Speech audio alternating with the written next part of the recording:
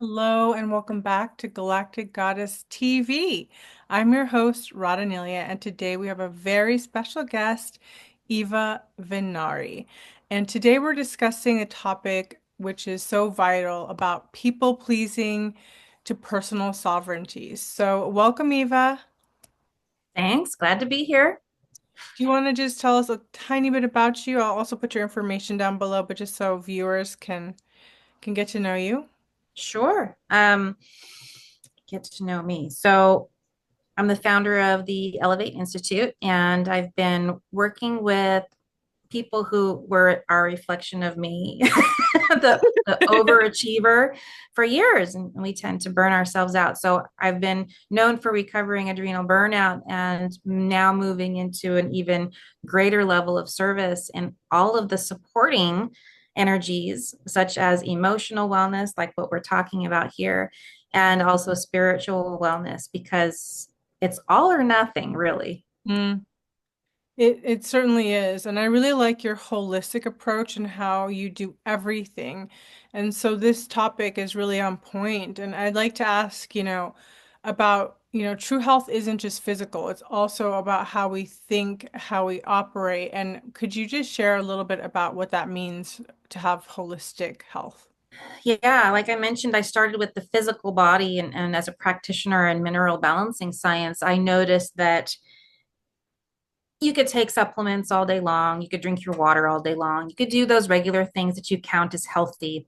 Mhm. But I noticed that the progress between those who changed their mindset Mhm. and their lifestyle was better, more permanent, and long lasting versus those who went after it in a tactical way. Like, I got a list of all the things that I want to do to be healthy according to the things I have read or seen on, social media. Check, I did that. Check, I did that. Check, I did this. And that could be anything from drinking the new fantangled expensive water that's out there, which I'm like, save your money, don't do that. Um, or doing the latest supplement or the latest fad diet. And those things, a lot of people think staying on the leading edge of the fads and trends is healthcare.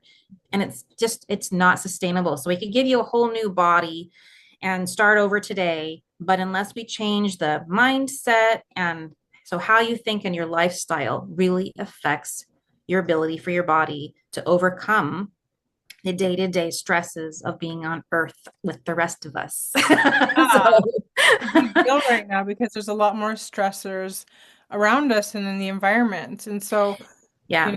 I wanted to tune in to the topic of people pleasing and how also like overachievers, sometimes they're people pleasers, like they got to the place where they are because they've been people pleasers. And so that can create a lot of burnout. Do you want to speak on that?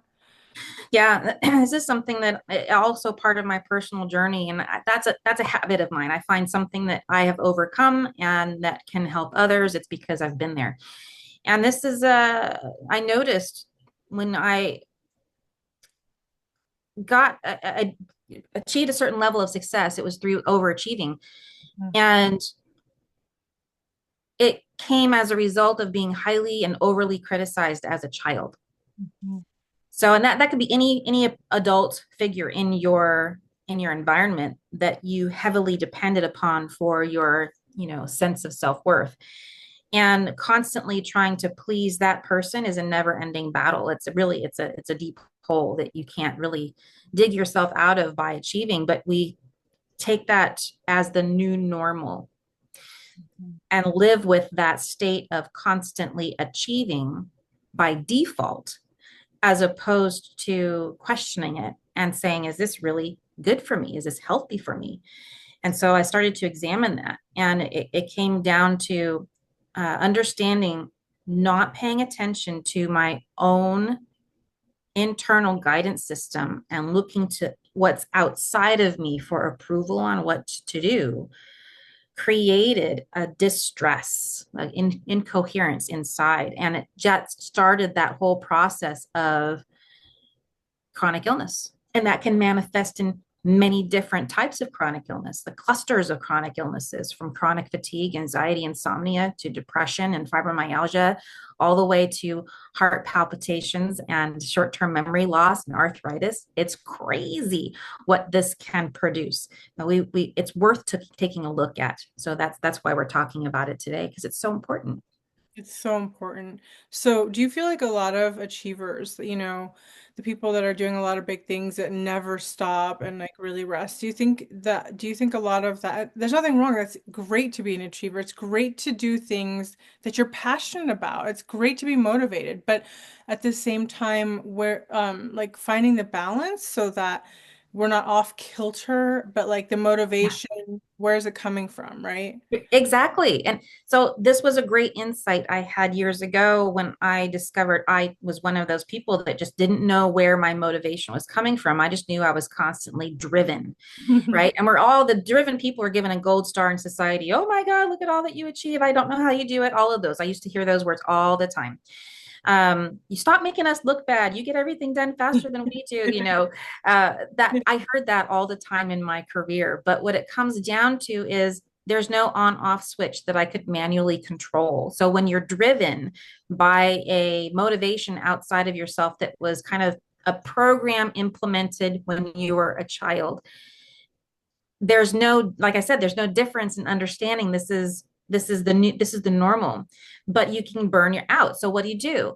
And there is an energetic, and I'm kind of doing this like a light switch. If you can figure out what it is that's causing you to be driven, you can then put an on-off switch energetically in your program, so that you can turn off that drive and rest and enjoy. We all know we need to rest between sets at the gym. For some reason, we refuse to translate that into events in our daily lives. And the resting between events is still very, very pertinent to all of us. We all need it. And to think that we're deserving of some sort of gold star we're never going to get, by the way, is false. It's a false belief, and it will only end your life sooner than it's meant to be. Ooh, that's that's not a great reward. I mean, what is it cost? Many high achievers, they really struggle with people pleasing and really, really overextending themselves. Yeah. But why do you think this pattern is so common? And let's really touch on the cost of living this way, because I think there's a big cost. Yeah. We can dig in on the particulars. And I'm looking for my list. I have a lovely list of things that it can manifest into. That's easier for me to read. I love it. I love it. But yeah, it's so the big one is loss of your authentic self. Um, People pleasing often makes us try to come up with ways of being that get another person's approval, whoever that is, but it's at the cost of us, Mm.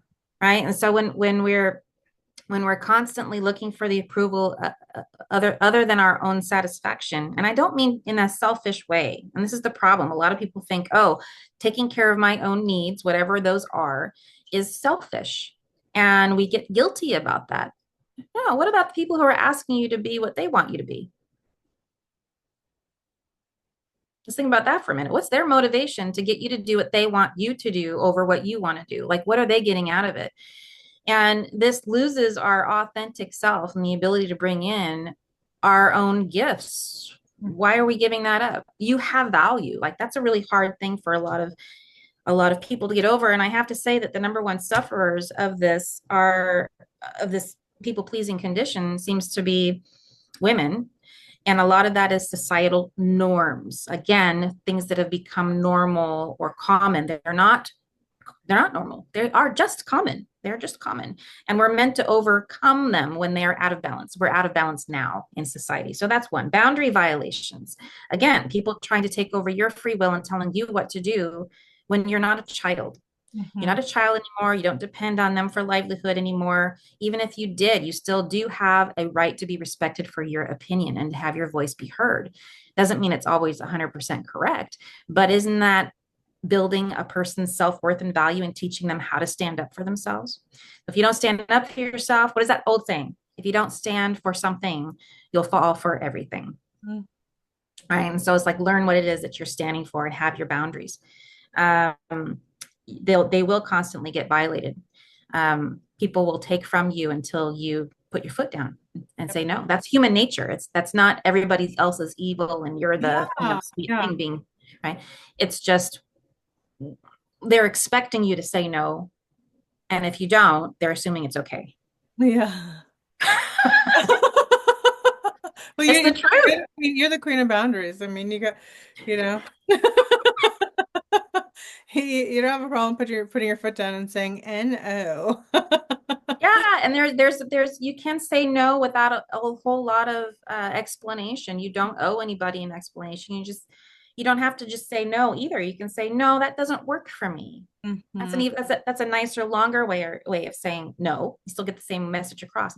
That doesn't work for me, or not at this time, or it's just not something I was planning for. Maybe there's someone else that can help you, or maybe there's someone I know who can help you, but I Mhm. can't do that right now. And if they continue to push, then they're the ones pushing. They're the ones with the problem, not you. It's okay.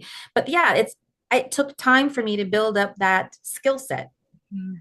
because I wasn't raised that way. You said no to somebody who was your not Mhm. necessarily superior, or even somebody who was a classmate. They wanted me to do something. I was like, oh, I'm supposed to do that because they asked. Mhm. Right. Right. Mm, It's almost instilled into girls, like be a good girl. That means you don't say no. That yeah, means you go ahead and do whatever is said of you because that's just the way it is, you know? And so I think it's a strange paradigm, but a lot of girls were raised that way. And we were never taught like at any point that no was an option, right? So relearning how to for those that have gone through those kinds of situations, what advice would you give them? Like maybe they manifest it by doing and doing and trying to prove their worth. yes, But I yeah, don't think their worth is not something you can prove. It's like inherently who you are. yeah. Well, getting to that point is only something you fully understand once you're there. It's not going to be something that you will feel and understand and believe when you're still in that place of codependency or people pleasing. Let's call it that. But yeah, it's something that is ingrained and reinforced by the people who we have around us. And so the first thing to do would be to isolate yourself. This is what retreats are for. And I'm not just talking about sitting down quietly and being somewhere separate from others to get relief. That's step one. Mhm. Step two is to, once you've isolated yourself, we'll talk about strategy around that because I can hear people going, oh, Eva, easier for you to say I live with these Yeah. people in my house and I can't get away from them. Find a closet, go to your car, find a way to go for a drive and not over explain yourself. I just need to go to the store. I'll be right back. I don't need anybody coming with me. I'm fine. Like, this is the strategy I just Pretty gave you. I said we'll come back to it, but there I gave it to you. So, totally. yeah, isolate, then reflect. So, take that time and reflect on what comes up for you. I don't know about you, but anytime that I'm in a conversation where I wished I had shown up in a different way, that conversation ruminates in my head. Mhm. And we start to think about it. I've heard this all the time. Oh gosh, yeah, that I really ruminate a lot. I wished I had done something differently. Okay, good information. Mhm. Write down what it is that you wished you had said or done differently, and then chalk that up to I'll do something else. What is that something else? Figure it out. That becomes step three, which is your terms. I have the right to be heard. I have the right not to be shut down. I have whatever your terms are. These are your new life rules. This is what you get to live by. Mm. Mhm. And I have the right to say no. Right. So you get to come up with your own rules. And that's how. Now, the next step of taking it forward and putting into practice is always where we trip up. Mhm. So, then I hear it again. Well, other people complain. Yeah, they're gonna complain. You have to be okay with it, right? They're over here. Yeah. You're here. This is you. They're outside of you. They're complaining. That's all them. That's all their problem. Leave it, you don't understand. This person is in charge. Like they're gonna make my life a living hell. Only if you let it. Mhm. And there's a progressive pattern of acceptance. The emotionally mature person will adjust fairly quickly. And that's how you'll know this is a good person I want to keep in my life.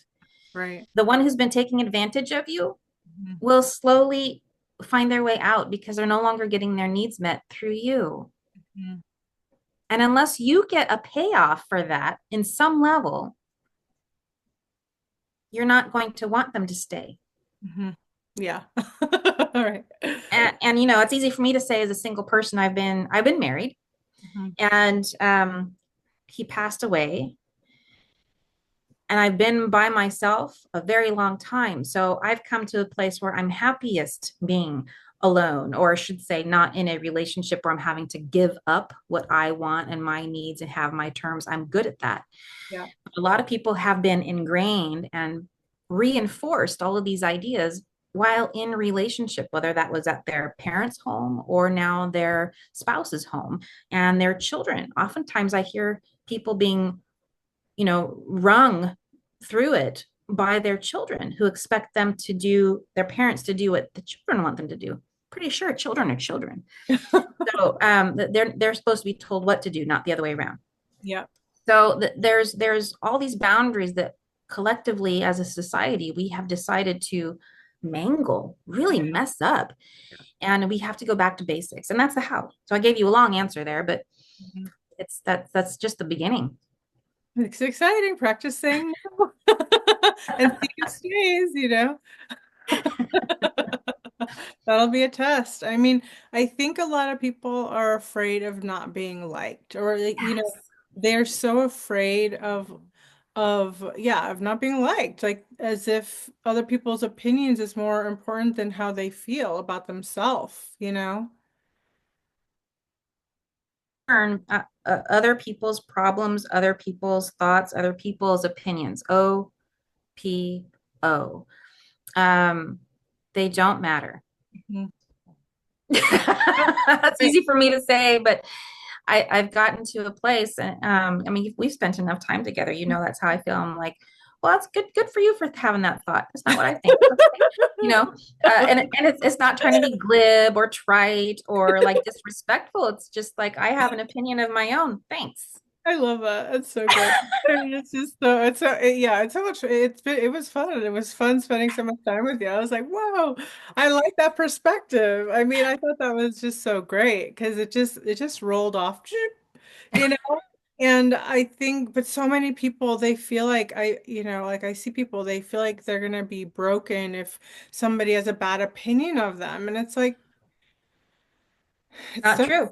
yeah. So there's a greater level of respect, which also comes with a greater level of consideration, the compassion and kindness that we're all looking for by being nice. Mm-hmm. And that comes from having boundaries. So when people know that you respect yourself, that you're kind to yourself, that you are listening to your own inner guidance, they're going to be more respectful because we teach people how to treat us Right, right. by how we treat ourselves. So it's an unfounded worry. It's just one that's ingrained by a toxic person who trained you to be people pleasing. Mm-hmm. Because here's where it comes from. I'm not a psychologist. This has just been my personal experience. So this is where it came from for me. Mm-hmm. Parents who are overly critical, like to the point of I was made wrong, not my actions. Mm-hmm. They will ingrain in you a form of punishment Mm-hmm. if you don't take on their opinion, their ideas, or their concepts, and they take it as a personal affront. This is something very common in the Generation X Mm-hmm. children because parents were very much focused on themselves. and Mhm. they just wanted the kids to do what they wanted them to do at any cost. And so a lot of the Gen X people, we ended up with this type of behavior as a result, people pleasing. Mm. Yeah. Wow, wow. So it's kind of like it goes back usually to a parental figure that dominated and kind of destroyed the sense of self. Yeah. And so in order to survive, that child had to be either turned very like kind of narcissistic or turned extremely empathic. So they had to scan everybody, make sure it was safe, see who the person in the room was that was the most dangerous in the sense that they were more like that parent, and then try to quell that person's like anger or whatever's going on. So then that seems like a Person's pattern. emotions. Yeah. Mhm. Yeah. Yeah. Yeah. We get under the impression that we are responsible for other people's emotional state. And this Mhm. is what keeps society in this place of emotional immaturity where we think it's wrong to point out a mistake.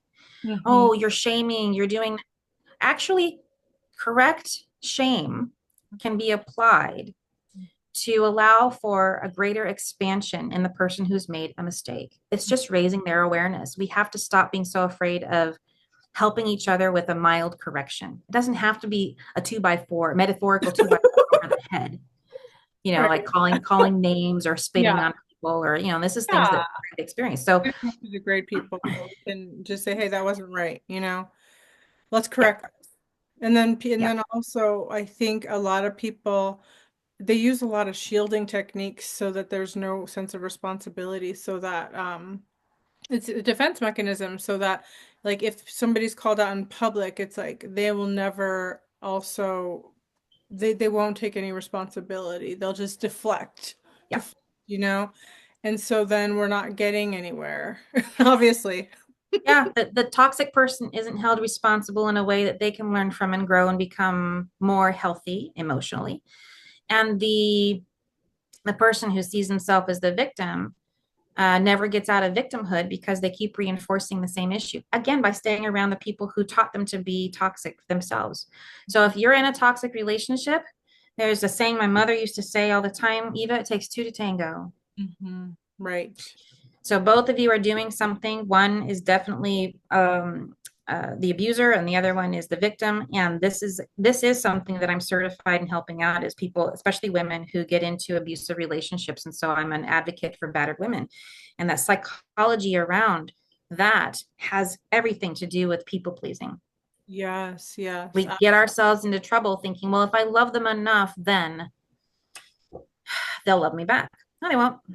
Oh my gosh. And what's so wild is like I used to believe that really strongly that oh people even family members that would violate my boundaries. Oh no, no, I have to show them that somebody really loves them and when they realize how much I love them, they'll stop acting like that because they'll understand that they're loved. But OMG, that is a big no. You can't prove your love. Like either people are reciprocal and it's a give and take, but you can't overprove it. Like that was my motto because I never knew anything different. I just thought, oh, if I just love them and I'll love the hate and the meanness out of them. But no, unfortunately, it doesn't work that way, you guys. It's never gonna work on that archetype, like ever. Nope.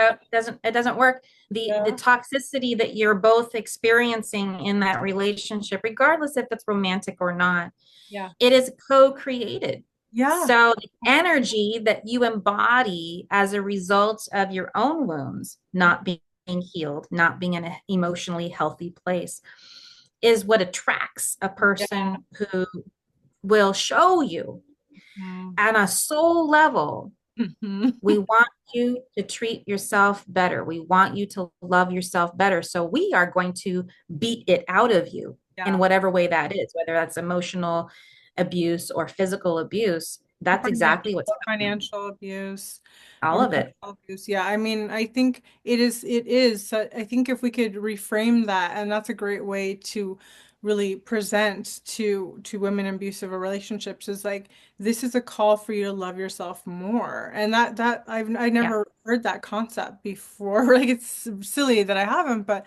I didn't. And so like that's something that I just you have to go on that journey and learn incrementally, heal, clear, release. And there's so many layers.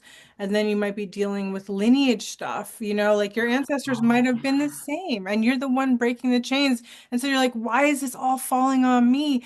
And it's like, no, Yes. it's not because it's falling on you. It's because you thought you were a victim, but really maybe you're the strongest one in the family, you know? Meant to stop the cycle. And that's such a good and valid part of this whole conversation is that we ask ourselves, like, how did I get this way? It's not just childhood. You can sit on a couch for years being asked to, how does that make you feel? And how do we get forward? Here's how to build boundaries. But you could have that energetic stronghold of a cornerstone that was Yeah. lovingly passed to you by an ancestor, because when they pass, Yeah. as a reverend and working in the magical arts of mystery school and spirituality and being trained by angels, I have come to know and understand when a person passes, a part of them, whoever they loved and left behind, receives an inheritance. Good one. Yeah, I was just going. Yeah, and that I mean, you've experienced this, right? Yeah. So Mhm. the inheritance can be rejected. You can heal it and you can live without it, because anytime, the Scientologists know this, they understand the idea of a core wound, and how Mhm. they describe it is the core wound has an attraction point to your whole life where it creates a bunch of situations that all look the Mhm. same, right? So we spend our lives healing this and clearing this down here, but we're Yeah. not addressing the core wound. That core wound might have been something that was passed to you by an ancestor. We can clear that. Exactly, exactly. I know. It's wild. It's so crazy because you do all, I mean, it helps, to do all the little healings, but then getting to the root of it. And we did that We did. also in ancestral healing because I had been carrying a lot of the ancestral burdens and like playing out a lot of the stuff that they didn't process, learn, graduate from. It was like, here you go. You could do it for us. And so like I had been doing that for so long and I was like, wait, I keep clearing and then something new drops in. I keep clearing. It's like I kind of want to get out of this cycle. And so I forgot what it was called that we did, but we did something really wonderful and Oh, the restore session. Yeah. we did restore. And so it was just like, oh, yes, okay, okay, guys, like, I don't need to be the reciprocal. I don't need to be the receiver of all the lessons you never learned. Like, we're just gonna like kind of unhook this because it's almost like there was a plug into me from my ancestors, and they were just like, she can handle it, she can do it. She can, I'm just like, okay, every time I don't overcome something. I'd be like, ah, and then again, it's like, here's another one, poof, Yeah, I know you were sharing that with me, and I went, "Oh, I think you need a restore session. Let's sit down and do that." And it didn't take long, but we were on the phone for about an hour together, and we did it over the phone, not in person. Yeah. Nothing crazy needed to occur. It was just open dialogue. We had conversation. I brought in angels. I work with angels and all kinds of guides, your guides, my guides, and So just how did we deal with the ancestors again? I can't really remember because I was so in it, but like, what did we decide or do? so usually the angels, they know what needs to be done, and so the ones I work with, they love how I give them full um carte blanche, I guess. Oh, do what you need to do. So I give them instructions. I go, look, I want you to Gave bring me in the access. ancestor. Yeah, bring in the ancestor and go have a conversation with them. Let them know, we always will acknowledge the ancestor, the thank you for letting life exist and for bringing me into the world. Like that's the big one, is Yeah, right. gratitude. But then after that, they're getting something from you. Usually it's an energetic pulling, and it Yeah. affects the auric field, it affects your chakras, it affects your physical body. All of these things can occur. So I have the angels take them, I instruct them, take this individual into a separate space. We don't need to know what's going on. Ask them and give them what they think they need to complete their mission, Right. whatever that is, and provide all of the energy and resources they need to complete it, and disconnect the cord to the person, which in this case was you. So that's the same instructions I give whenever there's an ancestral healing that needs to occur. But it's done with the angels do it. I don't do it. All I'm doing is mediating, saying this is what I Yeah. need to occur so that the end result is you are sovereign. Yeah.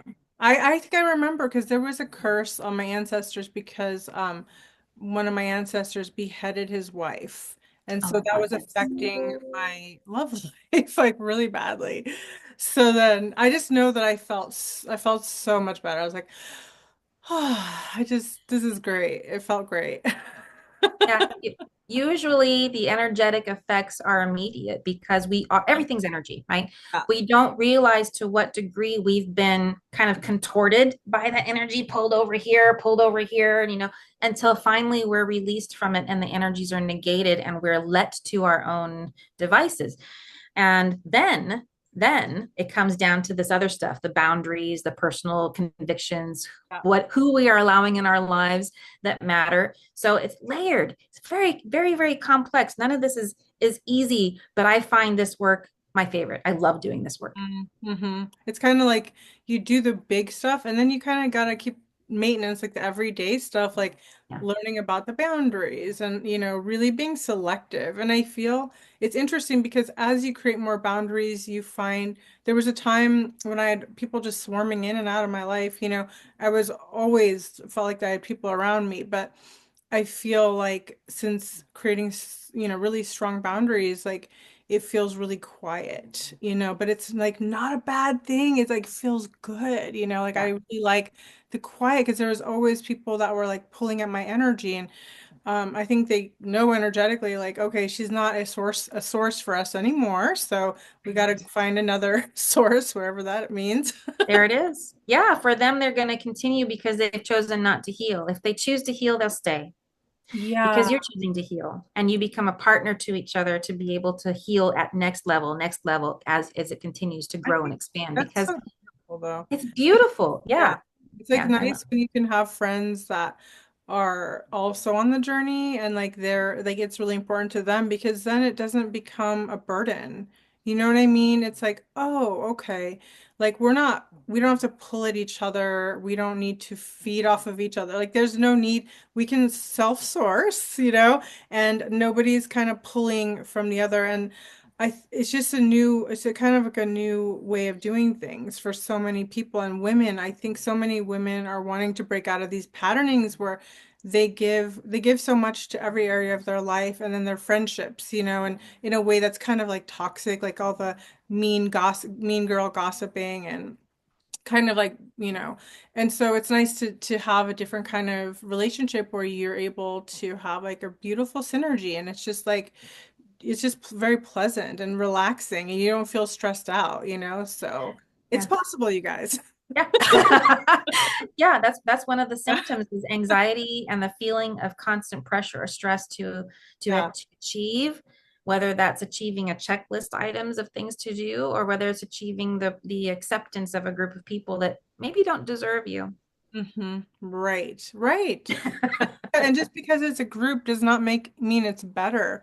A lot Yeah. of times big groups of friends and stuff, they can be way more toxic and they're just doing they're ping-ponging off themselves like crazy all day long and or forever. And it's not fun. I've been in big groups of people and it's kind of like it's really toxic because there's not much self-awareness, there's a lot of like gossip or meanness or like picking on one person to make them all feel better, but they never really do the work because they're always having people covering them.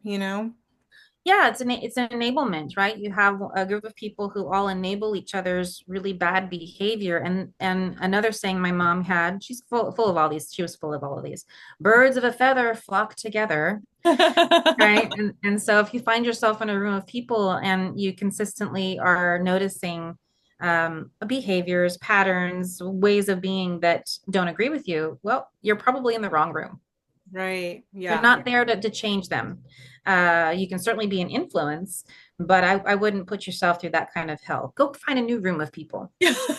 right? That are doing things constructive. I like it when people have like their businesses and their things that they're doing that are being of service to others. Yeah. Because like their energy is moving forward with their service and their mission. And they don't have time to scheme and do horrible things to you. Like they're on the point. You know what I mean? It's just a different level of person when somebody has a divine mission that they're on. They don't have idle time to waste, but they Yeah. can do things because they want to do them, but time is precious to them too. Yeah, I think of Steve Jobs right away. He knew he had time that was limited. Mhm. He knew he had ideas that needed to be brought in that was life changing to all of us, and he was a bit of a tyrant about it. But where would we be today without that? And so there's, let's not Yeah. all be Steve Jobs, please. But the idea is that when you know you have mission, you know you have limited time, you're going to do whatever it takes to get it done, and people will follow you as a result. Doesn't mean you get a chance to abuse them. It just means like there's something there. Right. Yeah, he was not considered a healthy person in that aspect. But I think there is a balance that can be achieved. So we can take cherry pick, right? Cherry pick from certain leaders in our society that have taught us great lessons, and then apply this other type of healthier way of being that protects our body. Because if we're not here, like Steve Jobs, he died of cancer, right? Mm. What Yeah. if that cancer as was a result of poor boundaries for Oh, himself? Okay, so that's what I'm talking about. If our bodies are not here to contain the eternal soul of our being, how are we supposed to help each other in service? That it's impossible. We're it now makes gone. sense. Like maybe if he took some more time to kind of like rest and to take in more love, maybe. I mean, I know he had a big mission. I don't know, like but maybe like maybe his body felt the stress because there's too much pressure, and pressure is good, but you also need time in between, like you said, to rest. Yeah, Um, what do yeah, yeah, you what do you think about the word boundaries? Because it's such a buzzword these days. Could you just yeah. like break it down in like practical steps for the person listening? Because people hear boundaries and they're like, "That what does that mean? Do I get my sword out and just chop everybody off?" Or like like what does that mean? It's a Yeah. buzzword. Everybody's saying it. So we started on it earlier in the conversation talking about the tactics of how to create your terms. Mm-hmm. So once you've isolated yourself to the point where you can hear your own thoughts and not others, decided what you want, what you enjoy as experiences and what you don't. And the older you are, the more sorting you've done over the course of life. So you know your preferences. The boundary comes out to how important is that preference? Is Mm-hmm. it a hard pass? Like this is now my value, and I only take dates with blonde, blue-eyed people. Like that's ridiculous. That's a ridiculous boundary. Don't do that. That's tactical. Mm-hmm. It's more like I'll only take dates with spiritually mature men. This would be one of mine. Spiritually mature men who are not afraid of commitment. Mm-hmm. Now, I'm not dating because there are no men like that who are available. Right. Oh my goodness. Sorry, guys. This has been my experience, and I've been dating for a long time. Mm-hmm. So that boundary makes it really easy to then sort whoever comes towards me. If they haven't reached that maturity of spiritual maturity, they haven't reached that level, that means they haven't gone through emotional maturity. Probably not. They probably haven't worked on mental maturity and know how to make decisions well, and handle their own internal impulsiveness, all of these things. They're usually physically overripe. So, like, you have to take care of your body. Again, this is what you live in. So, you take care of yourself, you mature, your body matures by 25. Your mental maturity should be working on logic, how to make decisions, how to be decisive. That's a very masculine thing, but women work on that too. By the time you're 30, 35, you have to stop blaming your parents. Mm-hmm. Stop blaming your parents for all your woes. You get to decide who you are. That's the emotional maturity, how you want to show up in the world, what it is to define what I'm feeling, and then understanding that's information that allows me to process. Hmm. That's emotional maturity. And then you can get into spiritual maturity. So oh, I'm in my 50s. So I've had a lot of time to develop these things. You may be somewhere along this scale and realize, oh, I need to work on, my emotional maturity. Didn't know that I had to work on that in order to have healthy spiritual maturity. Yeah, it's kind of linear in that way. Mm, So one builds on the other. And when you have those clear for yourself, you're on that spiritual path, creating boundaries is not mechanical, mhm, it's automatic. mhm. Right, right. Yeah, absolutely. Absolutely. That's so beautiful. It is, I think it becomes a practice, and it's also becomes reinforced in the energy field too. Because there's something kind of like in the energy field where, if you are like that victim, that people are just like they're just drawn to you. And so also practicing that energetic kind of boundary, and I think that's why meditation is really great because it kind of helps you get that sense of self and your energy field. Yeah. And there are so many types of meditations. There's different ways to, I was going to say, hold your body, like seating versus laying down. There's reasons why you do one or the other, and they give you different results. If you're doing active meditation versus passive meditation, you just want to get to a Zen place, or if you're trying to work out a problem. I love sensory deprivation tanks for working out problems. They're fabulous. Oh, I've never been in one. So is that like the Oh, water? amazing. Yeah, you are it's the closest thing I come to the idea of going to the place where the central sun is. Wow. Yeah, so it can get you to that place of just feeling like you're floating in space, very comfortable. There's no sound. It's very dark, so there's no light. Mm, And you can't feel the water because you're buoyant in it and it is body temperature. So you're laying there as if you are floating in space. my goodness, that sounds amazing. That's those water tanks, right? Yes, yeah, they're yeah, sensory deprivation tanks. So you have nothing coming into you. Yeah. It's just all here in your mind. And everything is mental. That's the first law of universal laws. Everything is mental. So you get a chance to dive deep and pay attention to what am I thinking? Are my thoughts thinking me or am I thinking the thoughts? And that's Mhm. a great place to start. It's so beautiful. Well, thank you so much for sharing all your wisdom today and coming on. And I'll put your information below because you offer quite a few amazing, besides modalities, you do your mineral alchemy and you're also doing a cruise for women this year. So there's so much going on. I'll put your info below. And thank you so much for tuning in. Until next time, much love. Bye for now.